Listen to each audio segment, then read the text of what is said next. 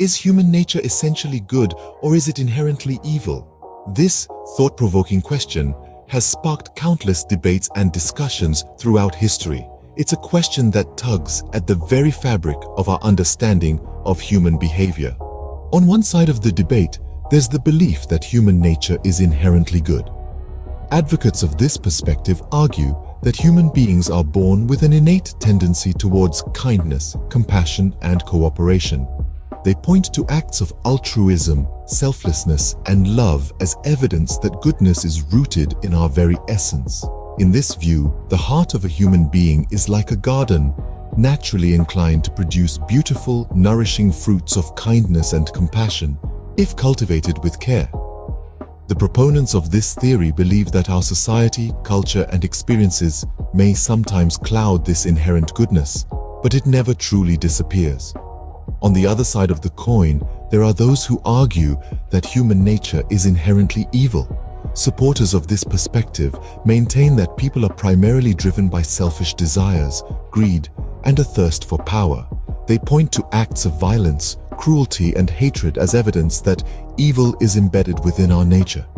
In this perspective, the human heart is seen more like a wild forest, naturally inclined to produce poisonous fruits of greed and selfishness, unless disciplined and controlled.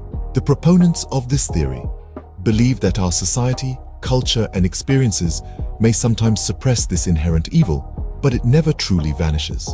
But what if human nature isn't as simple as being categorically good or evil? There are those who suggest that human nature is a complex mixture of both.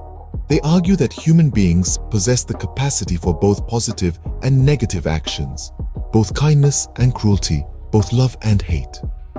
In this view, our nature is not a garden or a wild forest, but rather a vast landscape with diverse terrains. It's a place where beautiful gardens of compassion can coexist with dark forests of selfishness. It's a place where the terrain can change, shaped by our choices, actions, and experiences. In conclusion, there are compelling arguments for both sides of the debate. Some believe that human nature is inherently good, pointing to acts of kindness and compassion as evidence. Others argue that it's inherently evil, citing acts of violence and cruelty as proof. However, there are also those who maintain that human nature is a complex blend of both good and evil. Ultimately, the answer to this question may depend on one's individual perspectives and experiences. Perhaps more importantly, it may serve us better to focus on the potential for growth and change within ourselves and others, rather than trying to categorize human nature as purely good or purely evil. Through education, empathy, and understanding, we can strive to bring out the best in ourselves and others, regardless of whether our nature is inherently good, evil, or a mixture of both. After all, it is our actions that define us, not our nature.